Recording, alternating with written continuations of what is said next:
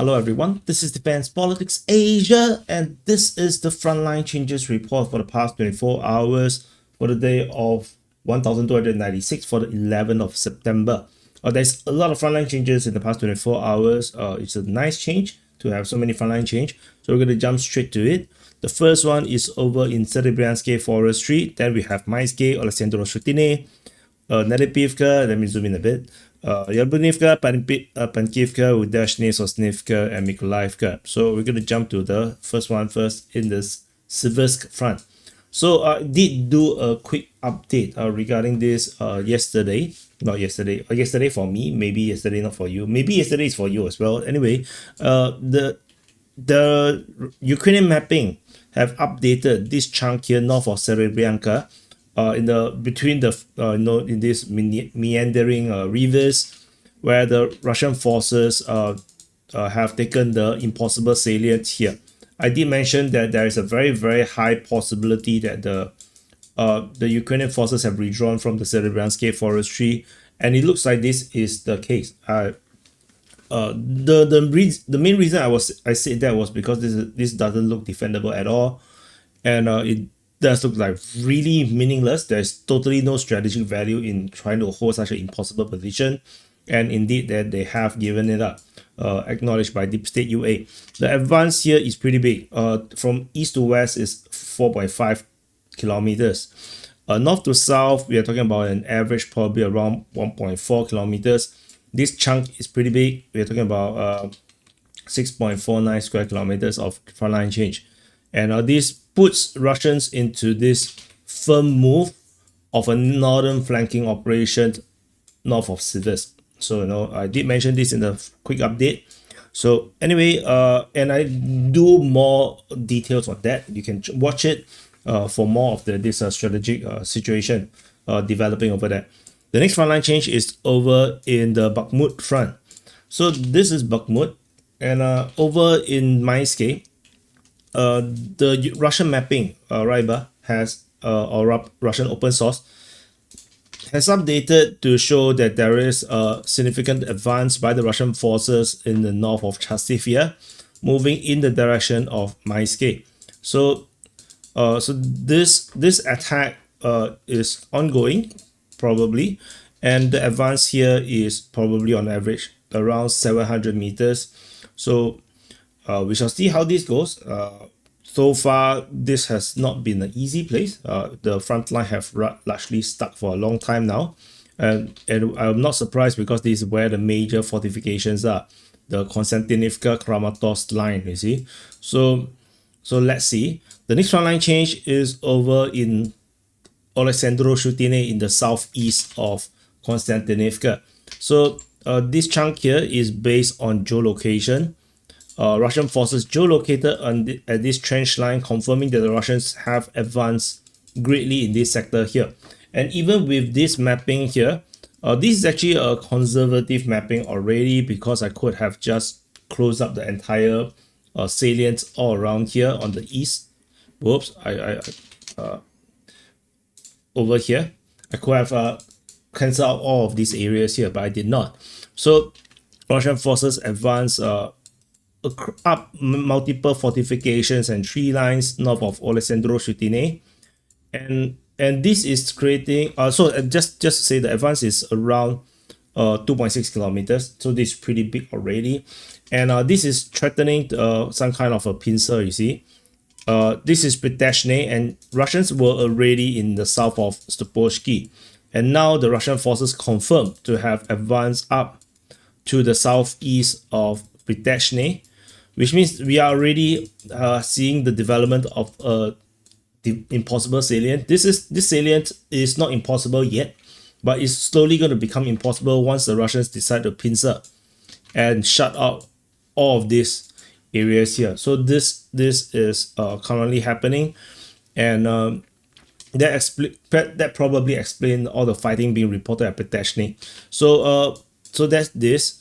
Further south, after this one at Alexandro Shutine, is over in Nelepivka. So this is another geolocation, and this is pretty significant. This is the first so this is at the Toretsk front, by the way. Toretsk is over here. So this is the first confirmation in a long time of Russian advance and control around this north of Toretsk. So Russian forces geolocation continue to move northward. If you have been following DPS report, you probably will know that this geolocation have been gradually moving north, confirming the Russians' advance. So regardless what the Ukrainians say about fighting at Toretsk, I don't believe it. They fighting at Srebrenica, yes, that probably is true, and I can explain why in the sit rep, but I can also explain why in a while. By the way, the Russian forces geolocated here at Nelibivka, confirming the Russians' presence in this sector here, and further advance and control in this sector here. Ukrainian forces most likely still have Pleshievka, and there was a geolocation of a Ukrainian Mater armored fighting vehicle was moving in this sector, trying to push in, trying to keep this gap open here. The main thing is because there is still troops within the Toretsk salient, which is impossibly crazy. The advance here is 1.8 kilometers around, and so this is the getting more and more bad, getting very terrible. And there was actually, just to explain, in case you don't watch the sit rep, which I know quite a number of you don't, there is geolocation of Ukrainian trying to move a barge, probably through using a rope to pull a barge across the lake to try to resupply the troops that is still holding out in this salient. And we have still confirmation of fighting at Srebrenica based on Russian sources, which means the Ukrainians are still hell-bent on keeping this opening, this gap open, to try to resupply their troops at Srebrenica and all the other places of Alexandro Kalinove, which is insane that they're trying to hold this ground, because this is ridiculous to hold. No, this is like pointless, absolutely pointless. You can't do anything with this.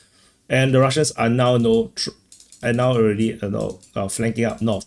So a little bit of analysis. If you want to watch more of this kind of analysis, you have to watch the SITREP, the situation report.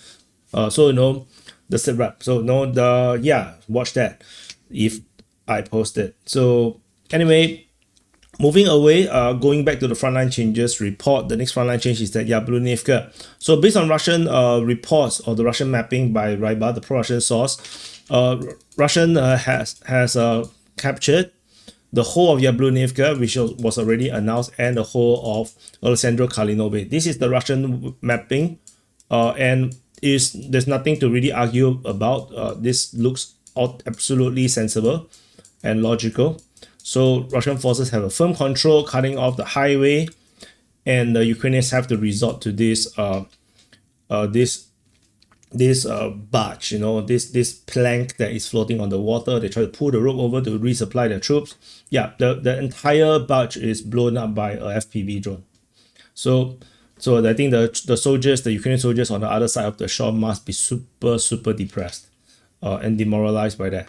So anyway, and the fact that they are doing it here, by the way, means that the Russian forces have presence in this sector here, that they cannot get to the river, because this river is much more narrower, right? So to do it across here just shows that the Ukrainians are here, but they cannot get over to this side. So that confirms the front line for us. So anyway, this Yablunivka, the next frontline change is over in Pankivka. So we go into the Pokrovsk front, and this is Pokrovsk, and this is the breakout zone, also known as the evil rabbit. Now is becoming a demonic rabbit. It got a lot of cancer tumors. The Ukrainian mapping, Deep State UA has corroborated a lot of these Russian claims and include more grounds that previously was not claimed by the Russian side, and this is the claim by the Ukrainian mapping. So the Russian forces have indeed expanded the zone of control north of Pankivka, moving in the direction of Shakove. So this is now confirmed by the Ukrainian mapping as well. The advance here is around 1.7 kilometers. It's not as extensive as the Russian one, but it's still pretty significant. So in case you cannot see, that's Shakove. Yeah. So that's the frontline change in this sector here in the north of Mayat and Pankivka in North Pokrovsk front. After Pankivka, the next front line change, we go to Udashny. So this is West Pokrovsk front. At Udashny, this is a geolocation, if I'm not wrong. Yeah, there's a geolocation of Russian forces over here in the school. This means the Russian forces have advanced within the battle for Udashny. So this battle here looks really fierce. I think the Ukrainians are really doing their best. I have speculated for a long time that the Ukrainians are doing their best to hold Udashny and Kotline. And I think the slow advance of the front line in Udashny, and given that there is multiple geolocations showing that the Russians are fighting here, means that the Ukrainians indeed is doing their best to hold the Russians back. And also active fighting, caused very, very slow frontline changes, but rather frequent. The number of frontline change, the number of geolocations is higher than let's say what we have at Srebrenica and Toretsk and Pokrovsk. Like, this is actually a lot of geolocation for one little town. After Udashny, the next frontline change is we jump to the Komar front. So this is at Sosnivka. So this is based on geolocation of Russian forces. Multiple geolocation here. These three locations confirming the Russians' full capture of almost the entirety of Sosnivka. So there is still a little bit over in the north along the Yorona River, but everything else here is under Russian control. So this is a continuation of the frontline move westward into the Dnipropetrovsk region. So this is confirmed. The advance here is around 500 meters. So that is Sosnivka. And then we have one last frontline change is over in Novomykolaiivka. So this is South Komar. So Komar is here. This is the Komar front. In the south, we have these major frontline changes. So we have first geolocation of Russian forces here, in the southwest of Zaporizhzhia, which means the Russian forces have advanced here. This is a confirmed mapping. So this is the confirmed mapping that the Russians have advanced of Zaporizhzhia towards Novomykolaiivka. However, the pro-Russian mapping is way bigger than this. They have mapped that the Russian forces have actually taken the whole of Novomykolaiivka all the way leading to Temberivka, with the inclusion of Obratny under full capture, as well as Novomykolaiivka. So this is based on Russian mapping. So Russian forces advance way bigger than I have mapped based on geolocation. So you can take it with a pinch of salt. If you're pro-Ukrainian, you can totally disregard this. But for pro-Russians, I think this is pretty confirmed. Because yeah, the advance here at the geolocation is already 1.7 kilometers.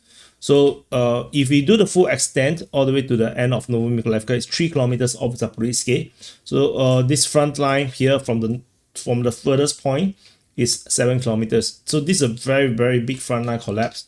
And I won't be surprised that this is the case due to the tide of war at this sector of the Komar front. Because this sector of Komar front is this side here. This is the collapse sector. The Ukrainians have been pushed out consistently. You can just look at the number of frontline changes, all these different polygons. There's just endless frontline movements around here as the Ukrainians struggled to build up the new defense line. So which is why this is not a surprise. The chunk here claimed beyond the geolocation, which is 3.36 square kilometers, the Russian claim additional another 7.71. So these two chunk together is 10 square kilometers. It's a very, very big frontline change. So so that is the frontline change in this sector. I'm going to leave this in as we do some calculation in terms of the frontline changes for the past 24 hours. So the Ukrainians captured 0. The Ukrainians do not have any captures. So let's do some calculation for the Russian ones. So yesterday it was 19.63 square kilometers, a return to the 20 square kilometers range. Looks like we're going to have much bigger than that. 6.49 plus, no, I didn't click on the mark on this. 6.49 plus 2.34 plus 14.99 plus 4.92 plus 11.68. Total area captured is 40.42 square kilometers, which means it does is still in the 20 square kilometers range, because this actually would balance out some of the previous days where it's below 20 square kilometers. I think it does help to even out. So over time you will see this. A lot of people tell me to do the graph. I know someone, I think I can't remember his name, is I think Kajos or something, was doing this on his own accord, based on the Frontline Changes report on Twitter. I will be doing my own soon, because I have been very busy with so many things happening, like for example the death of Charlie Kirk. That affects me a lot, like really a lot. The main reason this guy is not that controversial. His positions are not that controversial, and that the fact that he got assassinated, it just affects me no end. Because if this guy can get assassinated, how about those that have bigger egos, more controversial stance, more confrontational? How about them? So and again, Charlie Kirk principle is very similar to DPA's. I do DPA open mic. I try to bring people of different views together, and people became friends. On DPA open mic, despite totally opposite views, they're all friends. Despite some of them say very weird stuff, we still love them, and that's the beauty of bringing people together to share common views. When people come together, there's a lot of differences and opposing views, but there is definitely things that we can share. We definitely have certain common beliefs, and which is why I'm very disturbed, because that's all he was doing most of the time. Yeah, but it is what it is. That's the information war spilling over into the real world. And if not for me living in Singapore, probably I would have already been taken out by some NAFO crazies. Who knows? So anyway, that's it. So thank you for watching. Press the like button, subscribe. Happy birthday to you if your birthday today. Again, for those that never watched the Charlie Kirk video that I've put out on the main channel, I just want to say my condolences goes to Charlie Kirk's family, and to everyone that was affected by his assassination. Thank you for watching, and I'll see you guys in the next update.